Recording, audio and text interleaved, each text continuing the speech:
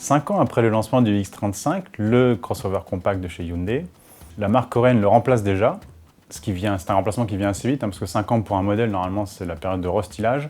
Donc là, Hyundai ne s'embête même pas avec un restylage, il présente carrément un nouveau modèle, le Tucson, qui est une vieille appellation mais qui aura fait son retour au catalogue. Alors il s'agit d'un tout nouveau modèle, nouvelle plateforme, nouvel intérieur. Pour le coup, question design, il s'inspire du Santa Fe, donc par rapport au X35 qui était un peu fade, là on a un vrai crossover avec une vraie gueule, une large calandre, un profil plutôt athlétique, qui est bien dans l'air du temps, donc celui-ci au moins il va se remarquer. Et surtout en termes d'agrément de conduite, de confort et d'équipement, c'est vraiment le jour et la nuit entre le X35 et le Tucson. On a vraiment un crossover compact contemporain, avec des équipements à la page, une tenue de route peut-être pas la plus dynamique du marché, mais quand même plutôt sympathique. Sous le capot, donc le diesel qu'on a essayé, le 1,7 litre CRDI 115 chevaux, qui est le diesel d'entrée de gamme, suffit largement au quotidien. C'est pas un foudre de guerre, mais les performances sont suffisantes. Le seul petit bémol, c'est l'insonorisation. On l'entend un peu trop dans les phases de relance.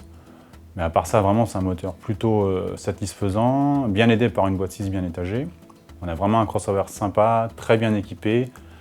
Sur la version haut de gamme que nous avons aujourd'hui à l'essai, donc l'exécutive, on a tout un tas d'aides à la conduite, d'alerte de franchissement de ligne, etc. Des choses qu'on retrouve maintenant un peu partout. Pour le reste, voilà, si on peut parler de défauts, ce sera le prix, parce que là, le Tucson en haut de gamme est affiché à 33 000 €, ce qui fait quand même un tarif élevé. On se rapproche presque des tarifs du Tiguan.